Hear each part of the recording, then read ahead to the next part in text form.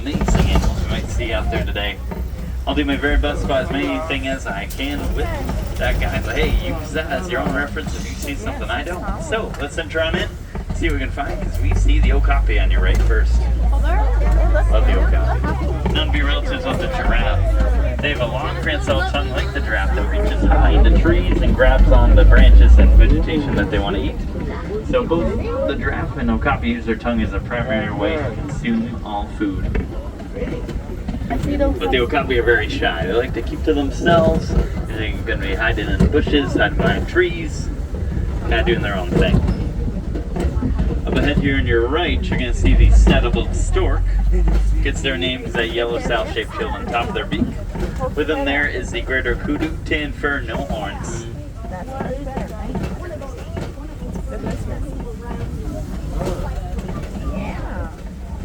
And we're seeing all the animals, because up ahead on your left on top of the hill is the black rhino. Munching on some food or doing some remodeling, I don't know what. But the black rhino is typically going to weigh up to 3,000 pounds on average. We'll identify this particular type of rhino by their upper lip that they have, kind of like another hand they can use to grab onto food and other items. Now on your right, you're going to see the bongo. They have orange fur, those slanted back horns that they can use to better navigate through bushes and other branches in their way.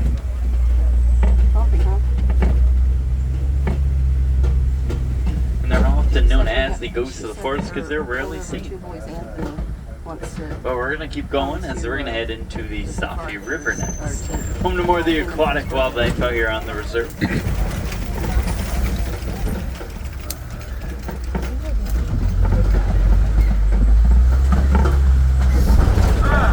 So let's go get a aquatic. Check it out.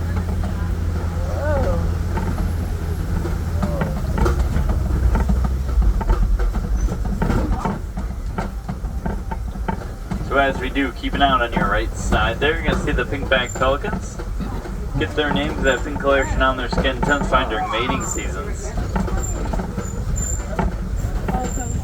There's a fly. Look at that guy. If there's anything else in the water here as we're milling through.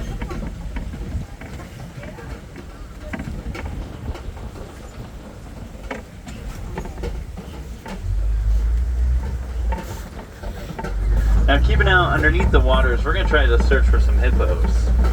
So hippos, when they swim, they're going to sink to the bottom and will almost walk along the bottom. Often gives them the nickname the river horse because of the way they'll kind of traverse the area and gallop almost along the bottom of the water. What's that what's that thing walking with the blue thing? Is he loose or skinny?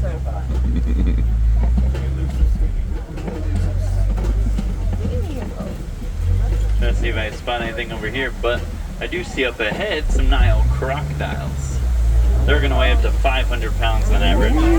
You know they're standing very still right now. Don't be fooled. Crocodiles are fast. They can actually move up to 10 miles an hour on land. I'll get you, Max.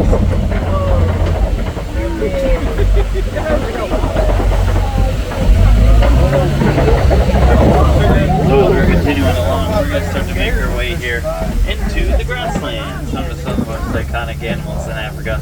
Also known with some iconic plants. We're actually going to meet one up ahead here.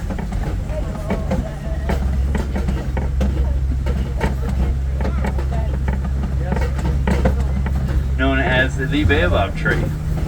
The baobab tree has many different nicknames. My personal favorite's got to be the upside down tree because it kind of looks like the roots are on top due to the branches being leafless for up to 9 months out of a year.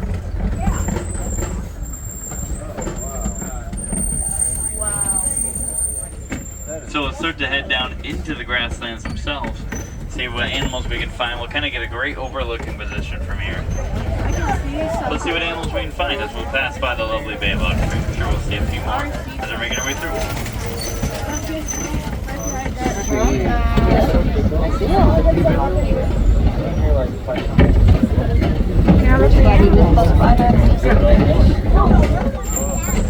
Or would you rather live up in Ohio in the cold? Look over here, Daniel. Up ahead here we have the Ankole cattle off to your right, also known as the Watusi. Named after the people who first domesticated them. They're one of two domesticated animals in the wild. One of two domesticated animals here on our reserve.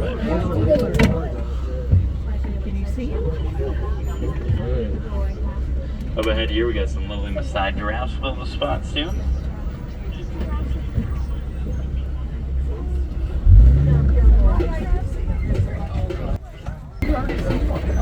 Okay, the Ankole cattle have those really large horns, which look quite heavy, but they're actually much lighter than you think. They have a honeycomb-like structure, so even though they're a bit denser on the outside, they're very hollow on the inside.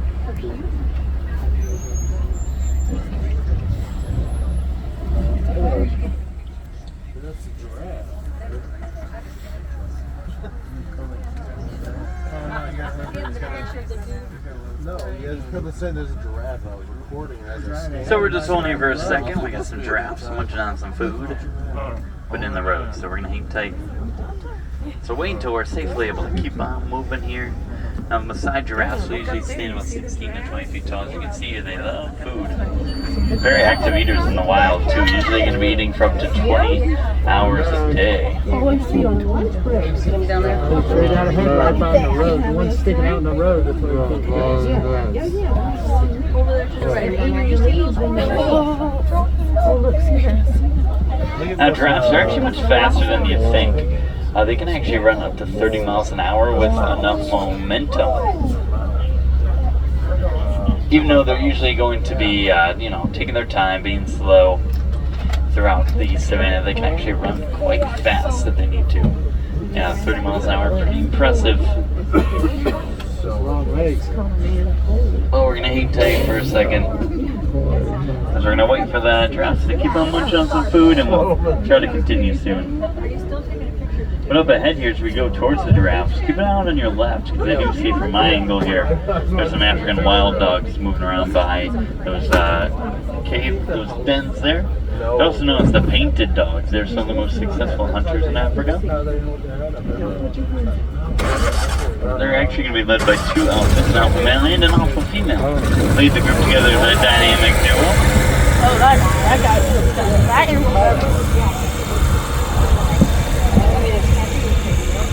But hey, it seems like the giraffe's starting to move. Maybe we're going to start doing their own tour. That'd be great. Okay, let's keep going. We'll follow our new tour guide up ahead and see what's going on. I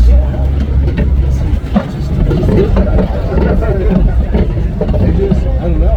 I forget.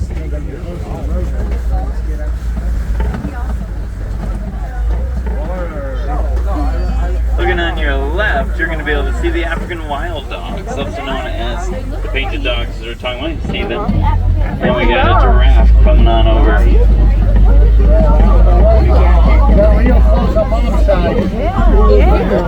Look, Daniel. Daniel, look. Look right there. Look, giraffe.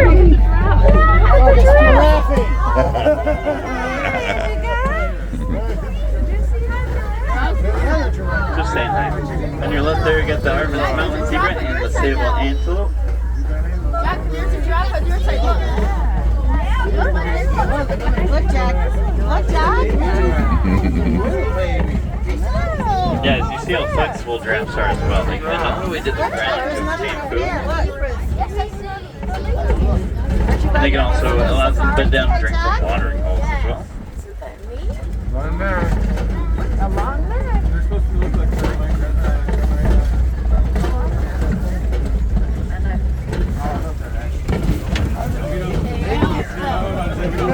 But we're going to continue along to other lovely animals we can pass as we go by Giraffe Row there. I bet you'll see some more Ankole cattle we're talking about. With large horns. They can kind of make different shapes. Some do more V shapes, some U, O.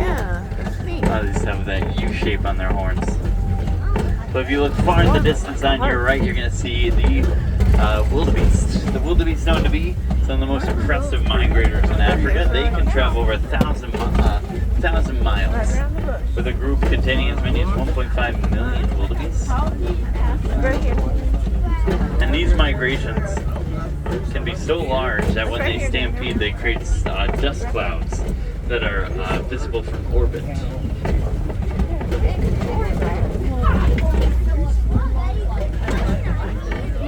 They're from the movie Lion King. Mom's side.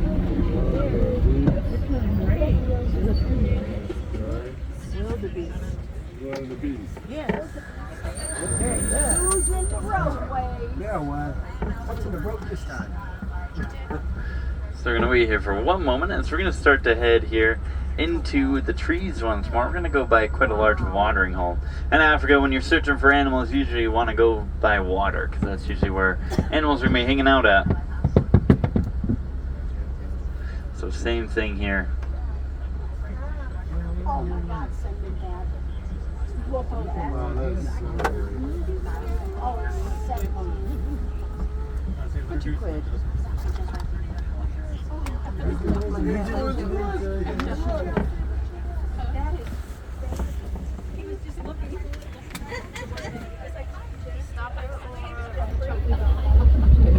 So we're just going to hold you for a second. We actually have another wildebeest up ahead hanging out. So as soon as that wildebeest safely crosses, we'll be able to make our way through the grasslands. We're going to head towards those baobab trees there. If you're right, go by that large watering hole. So we're going to kind of cut our way through and start to head further east into the grasslands. See what animals we can find over there. Pass by some copies and then go through one of our warden settlements out here before we head out of the reserve. But we have so many more animals to see, so we'll have some fun.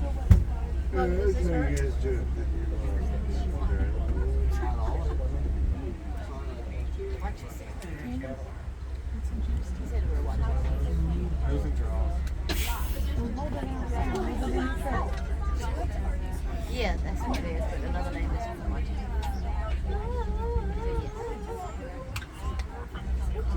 Thank you. Yeah, but another really awesome superlative that the wildebeest have is they actually have the second most densely packed population of any animal in the world, just behind us humans at number 1.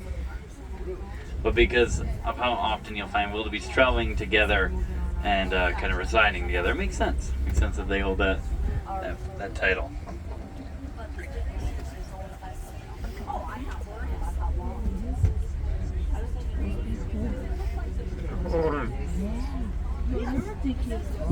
Sometimes the animals get in the road. No, most of the stuff that I ordered last Tuesday still is like shit. They won't build it to my car.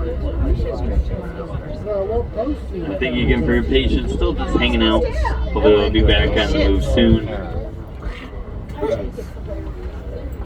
But as you can see with these animals, since they can kind of roam freely through this part of the grasslands, they love to travel through the roads and kind of hang out there sometimes. So sometimes that holds us up a little bit, but hey, it's part of the fun. But hey, we're back on the move, so let's go see that wildebeest as we are going to pass them by here.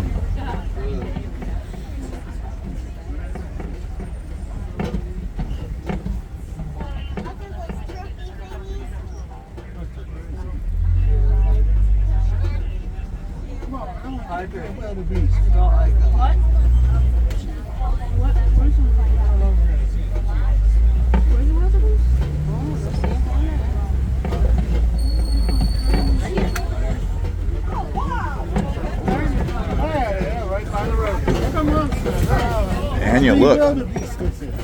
Daniel.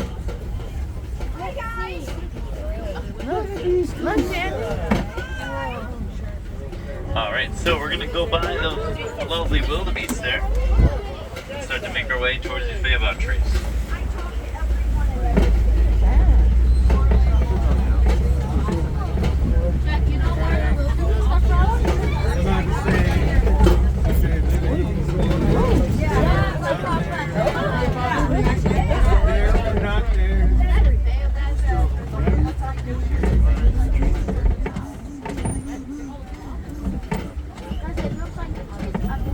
Alright, so we're heading on down. Keep an eye out by this watering hole. See what animals we can find nearby. And you know what? Let's go swim in it. Let's try to cut through the water and make our way around. So we'll go dive in. Knew that was coming. Hey. Look out! Look out! Water! Right, so as we're splashing around, up ahead I do see some greater flamingos. They get the title greater because of their larger size. They also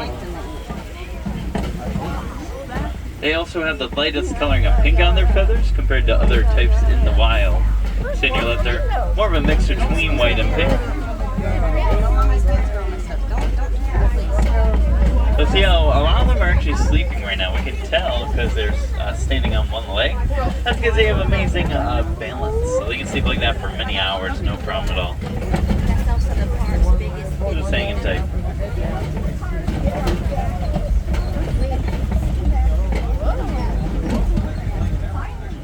But we're going to continue heading further east into the reserve, going by the mud pits, also known as mud wallows.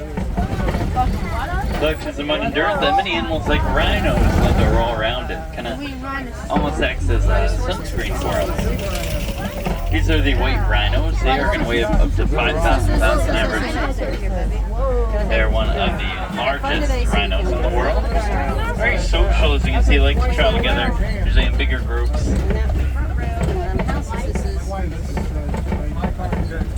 Get a good look at their horns, because their horns are going to be made of a substance known as keratin. Fun fact, that same substance actually makes up our own nails, so we have a bit in common with the rhinos here. Look, Daniel, they're really close. Look how close they are. The rhinoceros.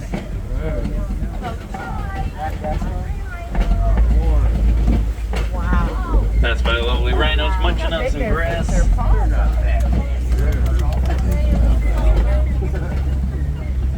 Look on your left, though. We're going to search for some cheetahs here. Cheetahs are able to run up to 60 miles an hour. Oh, there One of the they are. fastest land animals in the world. I didn't see it because you were blind. They can actually maintain their pace up to 300 yards for them to slow down. See them laying down? Lay it down.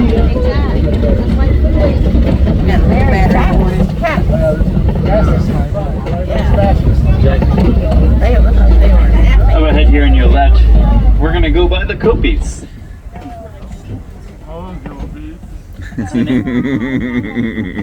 That's the name given to rock formations here in Africa.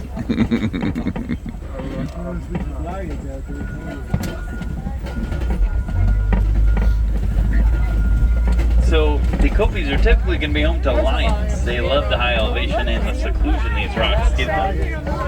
Right now they're going to be resting and sleeping because they're going to be most active at night. They're nocturnal animals. Or they're just taking it easy. Now the reason why they're nocturnal is because of their eyesight. They can see 6 times better at night. It makes more sense for them to want to be more active during nighttime where they have a better chance of hunting in the wild. Let's just kind of take it easy. But we're going to start to head around these burrows on your left. See if we can find anything nearby. Or we'll see the warthogs on your left. They are some of the most intelligent animals in Africa.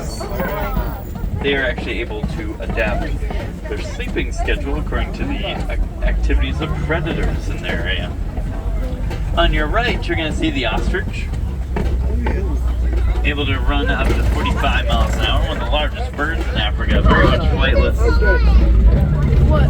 Oh, what was that, Mommy? Ostrich.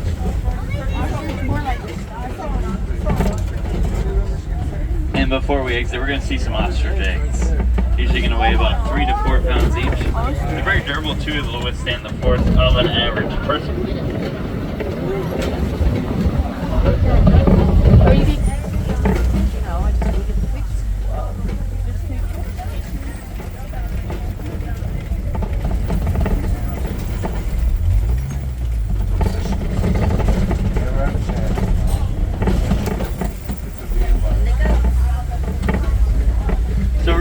Heading down into Magadi Glen, home to the Warden's Outpost and the Nigerian Dwarf Goats. They love to be helpful around here as they're currently doing some car maintenance, working on our tires, doing some patio work as well. Really want to go over River Slat, so that's great.